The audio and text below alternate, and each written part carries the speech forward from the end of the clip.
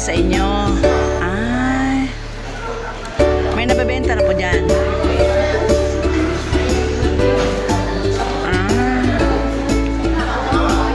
Wow. See? Very innovative, creative. Ayan. Anong tawag, ma'am? Raffia? Raffia weaving. Raffia weaving. Traditional siya. So maraming magagawa si ma'am dito. May mga placemats, mga basket, ano ba yung iba-iba pang magagawa dyan. Yung ginagawa ngayon ni ma'am, yun o, yung parang placemat siya, parang, ano yun? Sa pagkainan? Opo. Table mat, ganon. Ang galing. So, very traditional kasi andun na yung control ni ma'am sa pag-weave niya. Ano pong dahon yan, ma'am? Ang dahon. Buri? Oh. Okay. So, yun yung niya, ma'am, no? Wow, dahon ng buri.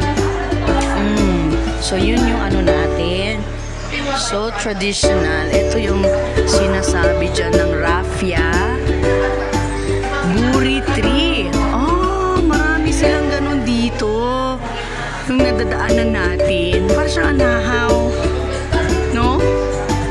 Oh, raffia farm. So, it is cut and torn off in parallel lines. And then, raffia fiber is soft, no? So, curtains, wall decors, packaging, and decorative tie. So, ito yung gine-weave ngayon ni ma'am. No? Grabe, it's traditional raffia weaving. And it's very, talaga. Kita nyo?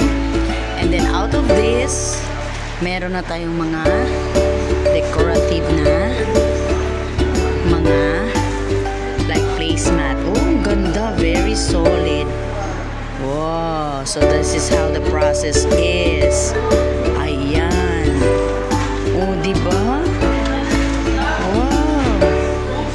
Galing naman. Yung nakaganyan design yun.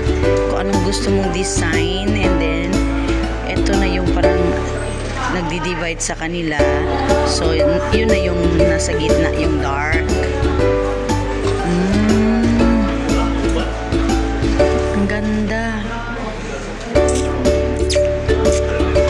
Mama Jelay, papuli si ma'am.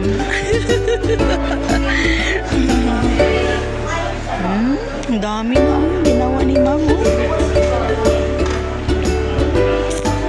Very traditional. Wow. So, ina-adjust lang ito. Oh. Para lang ding duyan. Ano ba, no? Kita nyo? Oh, ini-insert lang niya. Ayan. So, that is very traditional. Thank you, ma'am. Ayan.